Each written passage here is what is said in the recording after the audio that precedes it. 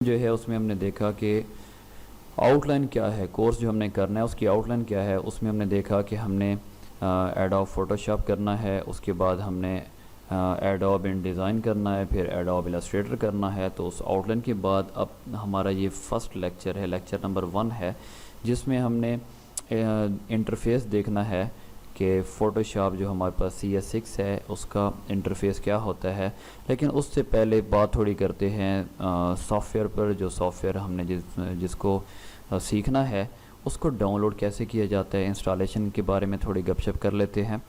यहाँ software download का सबसे बड़ा प्रॉब्लम है कि सॉफ्टवेयर डाउनलोड नहीं हो पाता। अब अगर हमने कोई और चीज़ डाउनलोड करनी होती है, कोई एक सॉफ्टवेयर डाउनलोड करना है, क्लिक करते हैं तो वो पता नहीं किस डायरेक्शन में ले जाता है। नेट पर हम क्लिकिंग करते हुए कहीं कहाँ से कहाँ निकल जाते हैं, अपनी MBs को भी ज़ाया करते हैं, लेकिन सॉफ्टवेयर डाउनलोड नहीं हो पाता।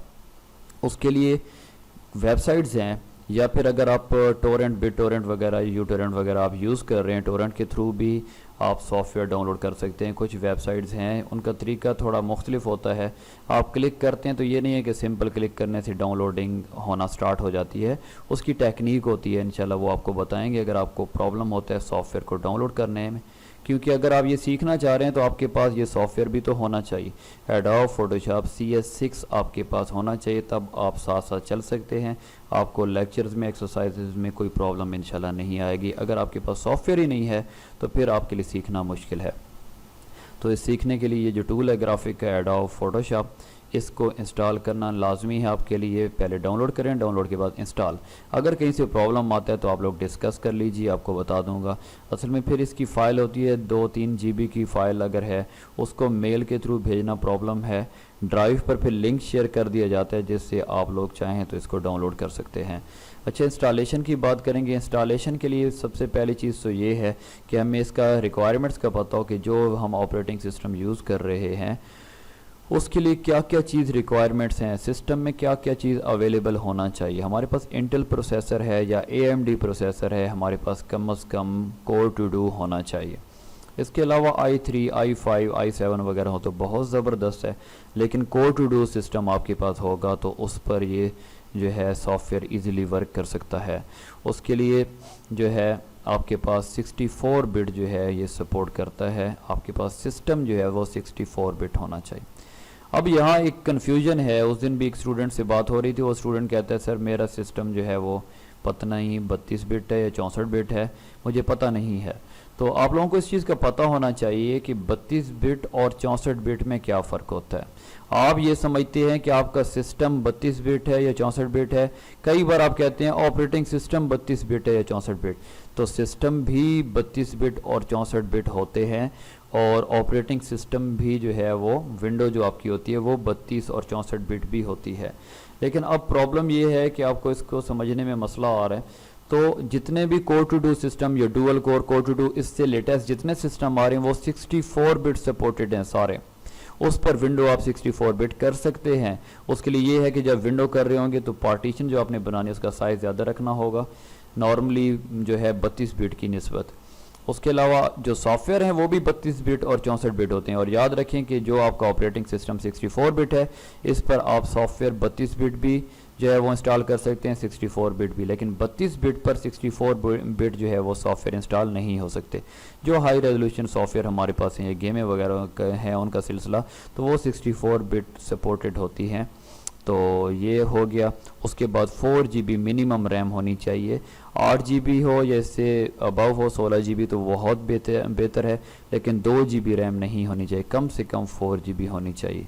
ठीक है। और 3 GB जो है अवेलेबल हार्ड डिस्क की स्पेस होनी चाहिए। ये ना हो कि आपकी मेमोरी फुल हो और उस पर सॉफ्टवेयर इंस्टॉल ना हो सके। जैसे ये सारी रिक्वायरमेंट आपकी पूरी होंगी, आप सॉफ्टवेयर डाउनलोड कर लेंगे, इंस्टॉल करेंगे तो सॉफ्टवेयर इजीली इंस्टॉल हो जाएगा। अच्छा, अभी सॉफ्टवेयर की बात चल रही है तो यहाँ भी बताता चलूँ कि आप लोगों के जहन में एक चीज़ होती है ट्रायल वर्जन। एक ट्रायल वर्जन है, एक रजिस्टर्ड वर्जन होता है, और क्रैक वर्जन जो होता है वो रजिस्टर्ड वर्जन जैसा ही होता है। उसको जितना यूज़ करना चाहें कर सकते हैं, तो आप लोगों को क्रैक वर्जन ईजिली मिल जाता है। अगर कहीं से कन्फ्यूजन होती है इंस्टॉलेशन में तो आप लोग बताएंगे इंशाल्लाह, एक ट्यूटोरियल इंस्टॉलेशन का बना लेंगे, डाउनलोड सॉफ्टवेयर का भी बना लेंगे ताकि आपके लिए आसानी रहे। उसके बाद हम क्या करते हैं, जो एडोब फोटोशॉप है हमारे पास उसको ओपन करते हैं। CS6 को जैसे ही ओपन करेंगे सबसे पहले जो स्क्रीन आपको नज़र आती है इसको कहते हैं इंटरफेस। इंटरफेस भी कह सकते हैं, एनवायरनमेंट भी कह सकते हैं। ये इंटरफेस है CS6 का एडोब फोटोशॉप का। इसमें क्या क्या होता है समझना आपके लिए लाजमी होता है। सबसे पहले आप देखें ऊपर एक बार आपको जो नज़र आती है, इस पर आपको ये 3 बटन नज़र आ रहे हैं और ये हर एक सॉफ्टवेयर पर आपको नज़र आते हैं। ये एक मिनिमाइज़ करने का होता है, आप इस पर क्लिक करते हैं तो ये क्या होता है, सॉफ्टवेयर आपका टास्क बार पे चला जाता है। दोबारा क्लिक करते हैं ये अपनी जगह पर वापस आ जाता है। ये रिस्टोर डाउन का एक ऑप्शन होता है, क्लोज का होता है। ये जो हमारे पास 3 बटन होते हैं इनको नाम दिया जाता है कैप्शन या कंट्रोल बटन, कोई भी नाम दे सकते हैं। ये आपको एक बार नज़र आ रही है, इसको बोलते हैं मेन्यू बार। क्लिक करेंगे ड्रॉप डाउन लिस्ट ओपन होगी। ये आपके पास जो बार होती है इसको क्या बोलते हैं, मेन्यू बार। PS नज़र आपको आ रहा है एक फोटोशॉप के लिए, क्लिक करेंगे इस पर तो आप रिस्टोर, मूव, साइज़ इसका एडजस्ट करना है, मिनिमाइज़ या मैक्सिमाइज़ वगैरह के साथ क्लोज भी करना चाहें यहाँ से कर सकते हैं। तो ये हमारे पास क्या है, एक मेन्यू बार है। मेन्यू बार के नीचे आपको ये बार नज़र आ रही है, इसको बोलते हैं टूल बॉक्स भी कह सकते हैं, टूल बार भी कह सकते हैं, जिस पर आपको बहुत से टूल्स नज़र आ रहे हैं। ये टूल के साथ एक टूल ये देखें, इस पर अगर आप गौर करें तो इसके साथ में आपको छोटा सा निशान नज़र नहीं आ रहा, लेकिन यहाँ निशान नज़र आ रहा है। इस पर क्लिक करके रखें या फिर आप इधर राइट क्लिक कर दें तो आपको नज़र आएगा कि ये ग्रुप में मौजूद है, इसके साथ और टूल भी मौजूद हैं। तो इस तरह से ये आपको नज़र आता है और ये थोड़ा हाईलाइट कर देता है जब एक टूल एक्टिव होता है। तो ये टूल बॉक्स भी कह सकते हैं, इसको टूल बार भी कह सकते हैं। इसको ये मेंशन करता है एडोब फोटोशॉप के अंदर टूल्स कहता है। जब इस पर आप क्लिक करते हैं तो ऊपर एक बार आपको नज़र आ रही है, उसमें चेंजेस हो रही हैं, तो उसको बोलते हैं ऑप्शन टूल बार या उसको आप ऑप्शन बार भी कह सकते हैं। राइट साइड पर अगर हम बात करें तो ये आपको कुछ चीज़ें नज़र आ रही हैं, ये कुछ चीज़ें यहाँ हैं, ज़्यादा भी हो सकती हैं। इनको हम कहते हैं पैलेट्स। ये पैलेट्स हैं, ज़रूरत के मुताबिक आप इनको यूज़ कर सकते हैं। इनको कैसे हाइड किया जाता है, कैसे शो, वो भी मैं अभी बता देता हूँ। यहाँ नीचे आपको नज़र आ रही है एक पैलेट सा नज़र आ रहा है, ये है टाइमलाइन का। तो टाइमलाइन किस लिए होती है, जब हम वर्क करते हैं एनिमेशन में तो इस पर जो चीज़ हम जिसका एनिमेशन बनाना चाह रहे होते हैं वो शो करता है, फिर इसके फ्रेम वगैरह एडजस्ट करने होते हैं तो टाइमलाइन के एरिया में हम एडजस्ट करते हैं। तो ये इसका सिंपल सा एक इंटरफेस है। ये जो एरिया आपको नज़र आ रहा है, ये जब इसको ओपन करेंगे ये हमारा एरिया होता है वर्किंग एरिया। अब आप क्लिक करें विंडोज़ का, आपको जो मेन्यू बार पर ऑप्शन नज़र आ रहा है तो यहाँ देखें एडजस्टमेंट पे क्लिक हुआ है तो एडजस्टमेंट ये मौजूद है। लेयर्स पे क्लिक किया हुआ है तो लेयर्स देखें हमारे पास कहाँ मौजूद हैं, ये लेयर्स भी मौजूद हैं। टाइमलाइन की बात करें तो टाइमलाइन भी मौजूद है। ऑप्शन की बात करें तो ये ऊपर ऑप्शन बार भी मौजूद है। टूल्स की बात कर रहे हैं तो टूल बार भी मौजूद है। आप चाहते हैं आपको टाइमलाइन नहीं चाहिए, क्लिक करें, टाइमलाइन गायब हो गई। वर्किंग एरिया आपको सही चाहिए, ये भी नहीं चाहिए, इधर से हाइड करना चाह रहे हैं तो आपने यहाँ क्लिक करना है एडजस्टमेंट पर, एडजस्टमेंट गायब हो गई। दोबारा फिर आप क्लिक करेंगे लेयर्स पर तो लेयर्स गायब हो जानी है। तो ये आपके पास एरिया ज़्यादा हो गया, वर्किंग एरिया, जहाँ आप वर्क कर सकते हैं। इनको दोबारा शो कराना होगा तो आप इनको शो करा सकते हैं। सिंपल आपने क्लिक करना है, जैसे लेयर्स मौजूद थी लेयर्स पे क्लिक करें, लेयर्स आ जाएंगी। उसके बाद अब सिंपल सा थोड़ा इधर हमारे पास फीचर लेयर्स होते हैं, चैनल्स होते हैं, पाथ होते हैं। इनकी हम बात करेंगे इंशाल्लाह डिटेल के साथ। 8 GB में वर्क कर रहे होते हैं, CMY के अंदर वर्क कर रहे होते हैं तो इनके अंदर क्या डिटेल्स होती हैं। अगर ये चीज़ जैसे हमारे पास पहले टाइमलाइन भी मौजूद थी, हम लाना चाहें तो हम ला सकते हैं। तो ये फीचर आपको एक्टिव नज़र नहीं आ रहे, रीज़न ये है कि हमारे पास वर्किंग एरिया में कुछ अवेलेबल नहीं है, जिस वजह से आपको कुछ यहाँ नज़र आ ही नहीं रहा।